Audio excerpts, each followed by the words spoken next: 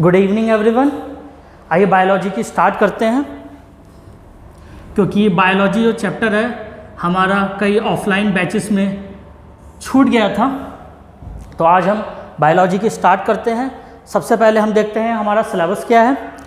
Syllabus में जो हमारी गाइडलाइन होंगी वो होगी 11th 12th की एनसीईआरटी की बुक्स, एनसीईआरटी की बुक्स, ये हमारी सिलेबस की गाइडलाइन होगी। लेकिन हमें इतना ध्यान रखना है कि हमें नीट का पेपर नहीं देना है, हमें अपनी प्रतियोगी परीक्षा की तैयारी करनी है और हमें उसी हिसाब से पढ़ना है। आइए सिलेबस में देख लेते हैं कि हम क्या क्या पढ़ेंगे। सबसे पहले digestive system, digestive system, digestive system में क्या क्या पढ़ेंगे। सबसे पहले कौन कौन से लोग इसमें पार्टिसिपेट कर रहे हैं, कौन कौन से लोग पार्टिसिपेट कर रहे हैं इसमें, वो लोग क्या काम करेंगे, कैसे काम करेंगे और उनका उद्देश्य क्या है, ये सारी बातें हम डाइजेस्टिव सिस्टम में पढ़ेंगे। दूसरा हम ब्लड सर्कुलेटरी सिस्टम,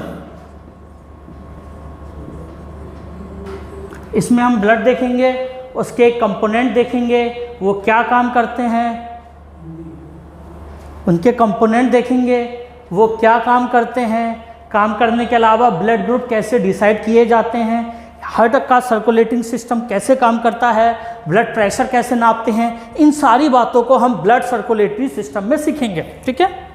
तीसरा हमारा सिस्टम होगा रेस्पिरेटरी सिस्टम, रेस्पिरेटरी सिस्टम, श्वसन तंत्र। ठीक है, इसमें हम लंग्स के बारे में सीखेंगे। उसके बाद हम सीखेंगे nervous system, nervous system. Fifth हमारा सिस्टम होगा excretory system, excretory system. Six हमारा होगा स्केलेटन सिस्टम। सेवेंथ हमारा होगा एंडोक्राइन, एंडोक्राइन सिस्टम। एट्थ होगा रिप्रोडक्टिव सिस्टम। ये 8 प्रकार के हमें सिस्टम पढ़ने हैं, जो पीसीएस के हिसाब से बहुत ही ज़्यादा फेवरेट, बहुत ही ज़्यादा इम्पॉर्टेंट टॉपिक हैं। ठीक है। उसके बाद हम पढ़ेंगे न्यूट्रिएंट एंड बायोमॉलिक्यूल्स, बायोमॉलिक्यूल्स। उसके बाद देखेंगे इन सारे सिस्टम से रिलेटेड डिसीजेस और diseases related to virus, bacteria, protozoa, इन सब की एड्स, ये सारी डिसीजेस हम देखेंगे। ठीक है। उसके बाद अगला हमारा सिलेबस का टॉपिक होगा सेल थ्योरी,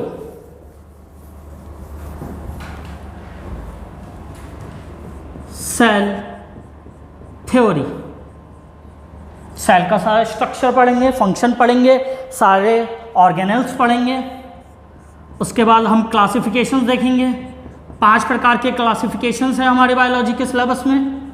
पहला है हमारा प्लांट किंगडम, प्लांट किंगडम। दूसरा है एनिमल किंगडम।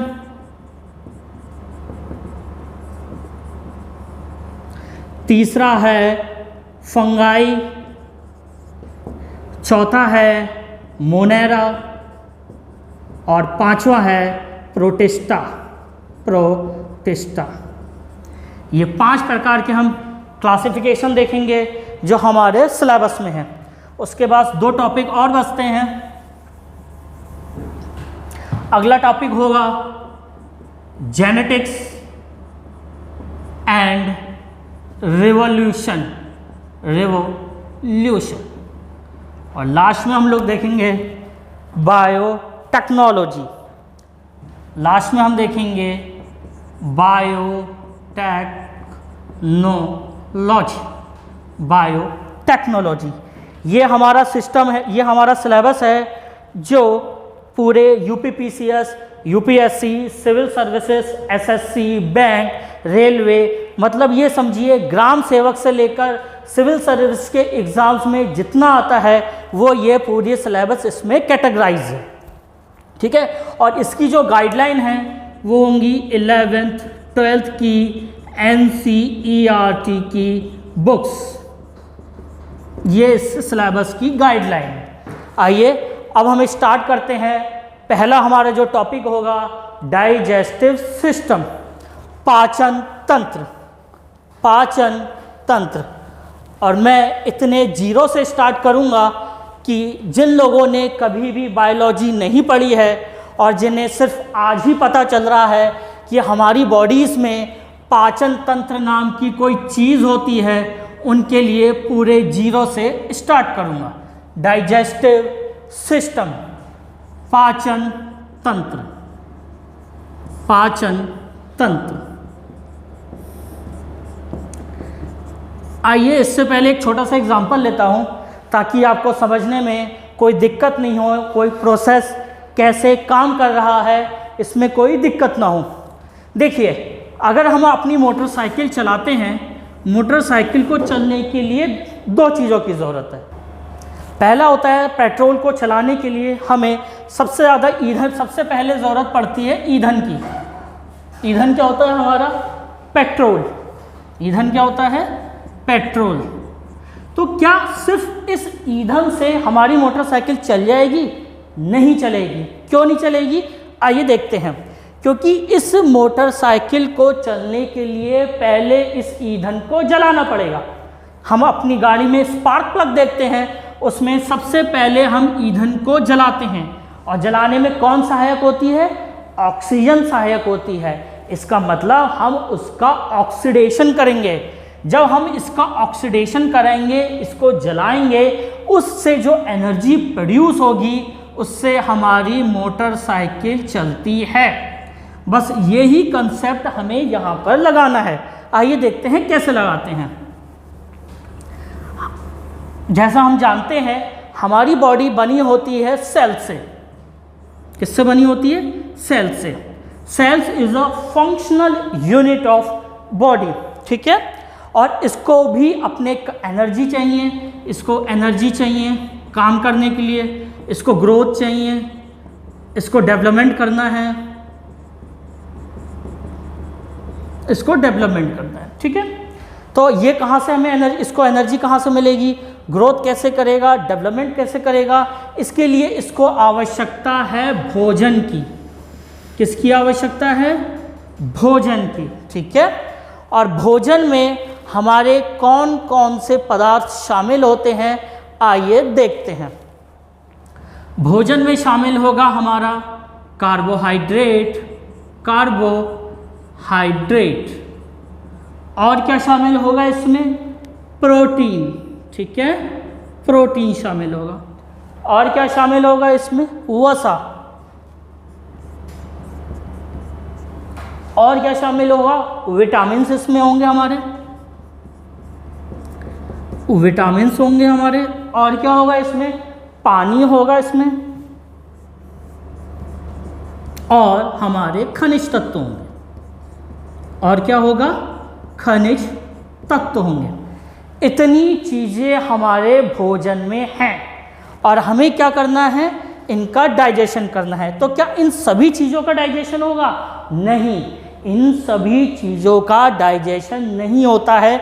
आइए देखते हैं क्यों नहीं होता है। क्योंकि इसमें जो ये तीन चीज़ें हैं इनका डाइजेशन नहीं होता और इनसे हमें कोई भी एनर्जी नहीं मिलती। अगर आपसे कोई पूछे कि पानी से कितनी एनर्जी मिलती है तो 0 कैलोरी। कोई भी एनर्जी पानी से, विटामिन से, खनिज तत्वों से हमें नहीं मिलती है।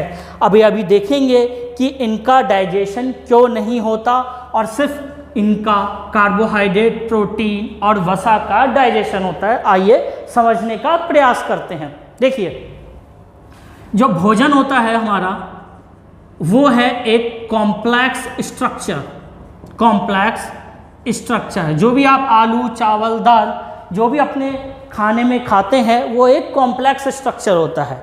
और दूसरी बात क्या होती है, ये पानी में इनसॉल्यूबल होता है, पानी में इनसॉल्यूबल होता है। दो चीज़ें भोजन के साथ होती हैं, ठीक है। अब हमें इस भोजन को कहाँ लेकर जाना है, सेल के पास, क्योंकि उसे एनर्जी चाहिए, उसे ग्रोथ करनी है, उसे डेवलपमेंट करना है, ठीक है। कैसे लेके जाएंगे, तो इसको लेके जाएगा हमारे शरीर में ब्लड। कौन लेके जाएगा, ब्लड। ब्लड किस फॉर्म में होता है, लिक्विड फॉर्म में होता है, ठीक है।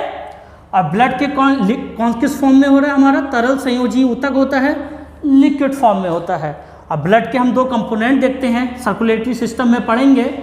पहला कंपोनेंट होता है प्लाज्मा, पहला कंपोनेंट कौन सा होता है, प्लाज्मा होता है। और दूसरा कंपोनेंट होता है ब्लड सेल, ब्लड सेल, जिसमें हम देखते हैं आरबीसी, डब्ल्यूबीसी, ये सब देखते हैं, ठीक है। अब प्लाज्मा का भी जो कंपोनेंट हम देखते हैं तो इसमें 92% पानी होता है, 92% पानी होता है। तो हमें क्या करना है, इस भोजन को इतना लिक्विड फॉर्म में बनाना है कि ये पानी में घुलनशील हो जाए, क्योंकि जब ये पानी में घुलनशील हो जाएगा तभी ये किसके पास जाएगा, सेल के पास जाएगा, ठीक है। तो हमें क्या करना है, एक तो कॉम्प्लेक्स स्ट्रक्चर को किसमें, सिंपल स्ट्रक्चर में बनाना है, बिल्कुल तोड़ देना है, सिंपल स्ट्रक्चर में तोड़ देना है, ठीक है। दूसरा, जब ये इनसोल्यूबल है इसको क्या बनाना है, सोल्यूबल बनाना है। क्यों बनाना है, क्योंकि आपने देखा कि ब्लड क्या है, लिक्विड है, उसमें प्लाज्मा है, प्लाज्मा अभी भी 92% पानी है, पानी में इसे सोल्यूबल बनाना है ताकि ये हमारे सेल के पास चला जाए, ठीक है। तो अब इसमें देखते हैं हमारे जो विटामिन है, पानी है, खनिज तत्व हैं, ये ऑलरेडी ही सिंपल फॉर्म में हैं, तो इनका डाइजेशन नहीं होगा। किसकी मदद से, डाइजेस्टिव सिस्टम की मदद से। किस किस का डाइजेशन होगा, कार्बोहाइड्रेट्स का होगा, प्रोटीन का होगा, वसा का होगा। क्यों होगा, क्योंकि ये कॉम्प्लेक्स स्ट्रक्चर हैं। इतनी बात समझ में आती है, आगे बढ़ते हैं। अब देखिए हम करने क्या वाले हैं और इसकी हमारी मदद कौन करेगा, पूरा डाइजेस्टिव सिस्टम। आइए देखते हैं क्या प्रोसेस होता है आगे का। अब हमारा जो कार्बोहाइड्रेट है, कार्बोहाइड्रेट क्या है, टाइप का पॉलीमर है। क्या है, पॉलीमर है, ठीक है, पॉलीमर है। हमें इसको किस में बदलना है, सिंपलेस्ट यूनिट। सिंपलेस्ट यूनिट को क्या बोलते हैं, मोनोमर। क्या बोलते हैं, मोनोमर। कई स्टूडेंट क्लास में पूछते हैं कि मोनोमर क्या होता है, तो मैं आपको एक छोटा सा एग्जांपल देता हूँ कि हमारे घरों की जो दीवारें होती हैं वो एक एक ईंट से मिलकर बनी होती हैं। जो एक ईंट है जिनको बार बार लगा के ये दीवार बनी है, वो ईंट क्या कहलाती है, मोनोमर, ठीक है। अब हम कार्बोहाइड्रेट को बदलेंगे मोनोमर में, तो इसके 3 प्रकार के मोनोमर हैं। कौन कौन से, सबसे पहले है ग्लूकोज। ग्लूकोज क्या है, ग्लूकोज, जिसको क्या बोलते हैं, ब्लड शुगर भी बोलते हैं, ठीक है। दूसरा है हमारा गैलेक्टोज, गैलेक्टोज, जिसको ब्रेन शुगर भी बोला जाता है, ठीक है। और तीसरा क्या है, फ्रक्टोज। फ्रक्टोज सबसे मीठी शर्करा होती है, फ्रक्टोज मीठी शर्करा होती है, इसलिए फ्रूट शुगर भी बोला जाता है। तो कार्बोहाइड्रेट को किस में बदलेंगे, ग्लूकोज में, गैलेक्टोज में और फ्रक्टोज में, इसमें बदलेंगे। अब देखिए प्रोटीन को किस में बदलेंगे, और तब तक बदलेंगे, तब तक डाइजेशन चलता रहेगा जब तक कार्बोहाइड्रेट इन तीनों में परिवर्तित नहीं हो जाता है, ठीक है। आइए देखते हैं प्रोटीन को किस में बदलेंगे। हम प्रोटीन को बदलेंगे अमीनो एसिड में। किस में बदलेंगे, अमीनो एसिड में, ठीक है। और फैट को किस में बदलेंगे, फैट को फैटी एसिड में, फैटी एसिड में। ये हमारा टारगेट है।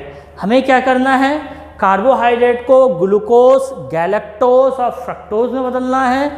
प्रोटीन को अमीनो एसिड में बदलना है और फैट को फैटी एसिड में बदलना है। ये हमारा टारगेट है और इसको बदलने के लिए हमारा कौन सा तंत्र काम करता है? पाचन तंत्र। कौन सा तंत्र काम करता है? पाचन तंत्र। तो यहाँ से हमें क्या मिलेगा? सेल को ऊर्जा एनर्जी मिलेगी। क्या मिलेगा? ईंधन मिलेगा, एनर्जी मिलेगी। क्या इस ईंधन से, सिर्फ इस ईंधन से हमें एनर्जी मिल जाएगी? नहीं। इसलिए दूसरा सिस्टम काम करता है जिसको बोलते हैं रेस्पिरेटरी सिस्टम। जब इस ईंधन का ऑक्सीडेशन होगा तब हमें क्या मिलेगी? एनर्जी मिलेगी in the form of ATP. In the form of ATP. तो ईंधन हमें मिलेगा भोजन से और इस ईंधन को कौन कन्वर्ट करेगा? पाचन तंत्र। ऑक्सीजन कहाँ से मिलेगी? रेस्पिरेटरी सिस्टम से। जब ईंधन का ऑक्सीडेशन होगा तब हमें क्या मिलेगी? एनर्जी मिलेगी। किस फॉर्म में? In the form of ATP, adenosine triphosphate. ठीक है, आइए देखते हैं। अब एक एक करके स्ट्रक्चर को समझने का प्रयास करते हैं।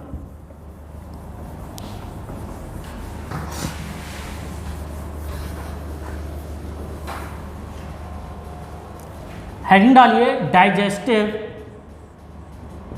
सिस्टम। डाइजेस्टिव सिस्टम, पाचन तंत्र।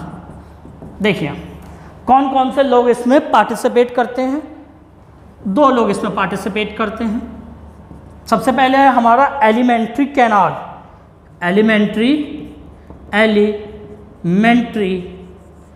कैनाल 33 फीट की होती है ये पूरी। एलिमेंट्री कैनाल 33 फीट की होती है। और एलिमेंट्री कैनाल में कौन कौन से लोग शामिल होते हैं आइए देखते हैं। पहला है बक्कल कैविटी। बक्कल कैविटी जिसको बोलते हैं मुख गुहा। ठीक है, उसके बाद अभी मैं डायग्राम बनाता हूँ, आपको एक एक चीज़ समझ में आ जाएगी। ईसोफेगस। ईसोफेगस जिसको हिंदी में बोलते हैं ग्रास नली। ठीक है, उसके बाद इसमें शामिल है स्टोमक जिसको हिंदी में बोलते हैं आमाशय। ठीक है, उसके बाद इसमें होगा, यहाँ पे लिख दे रहा हूँ मैं, इंटेस्टाइन। इंटेस्टाइन 2 प्रकार की हैं, स्मॉल और लार्ज। अभी डायग्राम की मदद से देखते हैं। उसके बाद और कौन पार्टिसिपेट करेगा? इसमें ग्लैंड पार्टिसिपेट करेंगे। अभी देखेंगे ग्लैंड होता क्या है। 3 टाइप के ग्लैंड है हमारे। सैलिवरी ग्लैंड जिसको बोलते हैं लार ग्रंथियाँ। दूसरा है हमारा लीवर, यकृत, सबसे बड़ी ग्लैंड होती है ये। ठीक है, और तीसरा है पैनक्रियास जिसको बोलते हैं अग्नाशय। ये पूरे लोग मिलकर हमारे भोजन का डाइजेशन करते हैं। आइए डायग्राम की मदद से समझते हैं कि कौन सा चीज़ क्या काम कर रही है।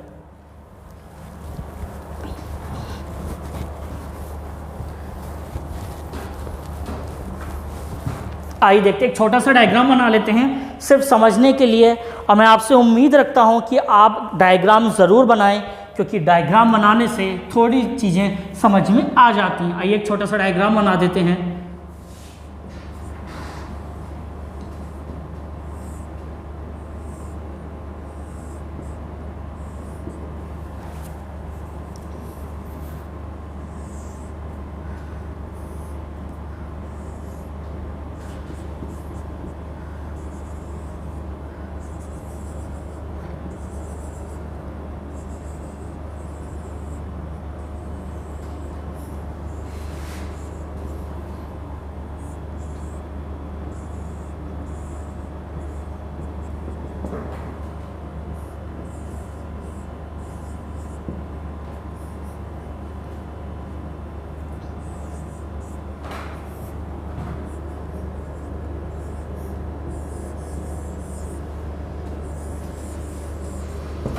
आइए देखते हैं कौन सी चीज़ें क्या क्या हैं। एक छोटा सा डायग्राम बना लेते हैं बस सिर्फ समझने के लिए।